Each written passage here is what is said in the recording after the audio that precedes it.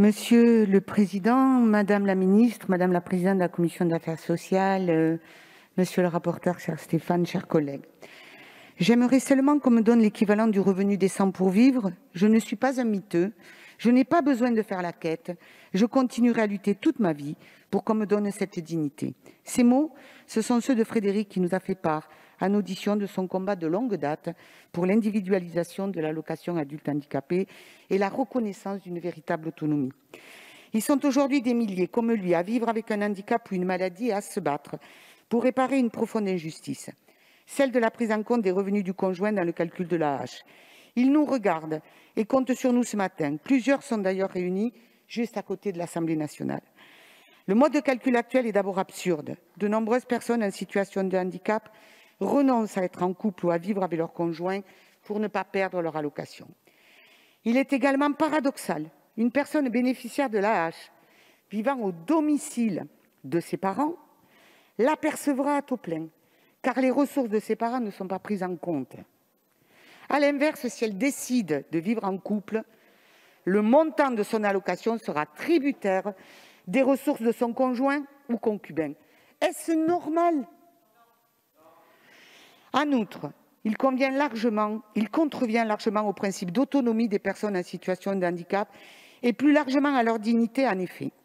Il est contraire à l'article 19 de la Convention internationale des droits des personnes handicapées, ratifiée par la France en décembre 2009, qui reconnaît aux personnes en situation de handicap le droit de vivre dans la société avec la même liberté de choix que les autres personnes. Et c'est ça l'autonomie. Mais aussi, comme le souligne la Commission nationale consultative des droits de l'homme et la Défenseure des droits dans son rapport de juillet 2020, à l'article 23 relatif au droit de vivre en couple et de fonder une famille.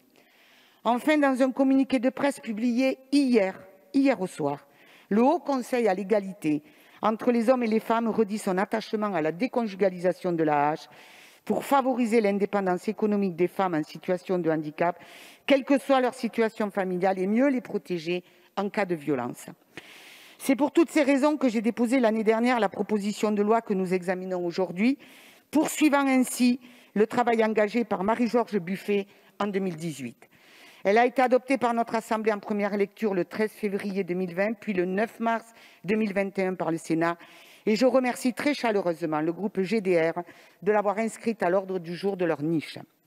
Je tiens à saluer la qualité du travail de Philippe Moulier, rapporteur au Sénat, et de nos collègues sénateurs qui ont permis d'enrichir le texte et d'en éviter les effets de bord. Ils ont ainsi rétabli le plafond sur les ressources personnelles de l'intéressé. Donc, Madame la Ministre, votre argument sur le fait qu'on favorise les riches, ce n'est pas vrai. Et la majoration pour personnes à charge. Pour les éventuels perdants d'une telle réforme, une période de transition a été introduite. Dès lors, le texte nous paraît aujourd'hui tout à fait équilibré et répond à son objectif initial.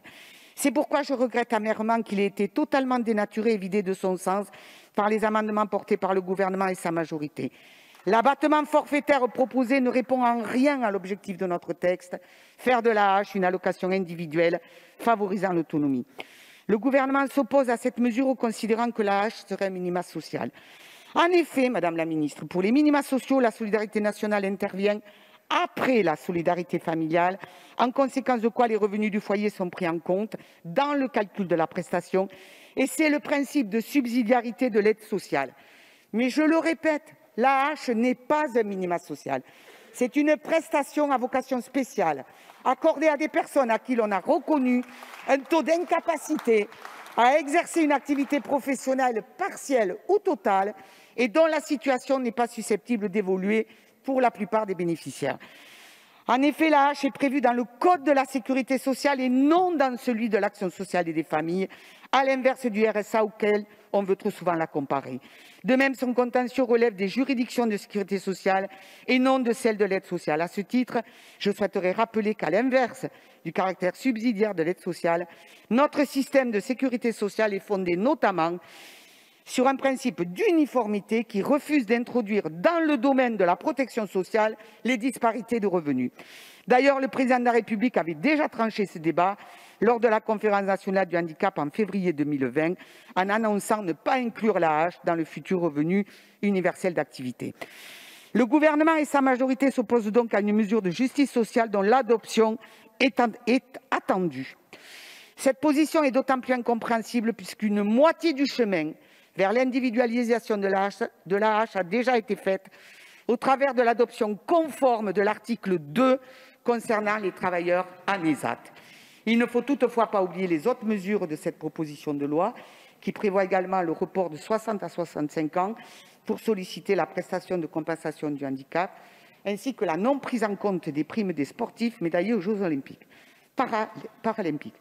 Mes chers collègues, reconnaissons aux personnes en situation de handicap le droit à l'indépendance et à la dignité qu'elles méritent et demandent depuis tant d'années. Dans une tribune publiée le 24 mars, le collectif Objectif Autonomie a appelé les députés à voter cette loi et à considérer les personnes handicapées comme des citoyens à part entière et à leur permettre de mener une vie digne et autonome. Votons dès lors en notre âme et conscience et de façon transpartisane. Montrons-nous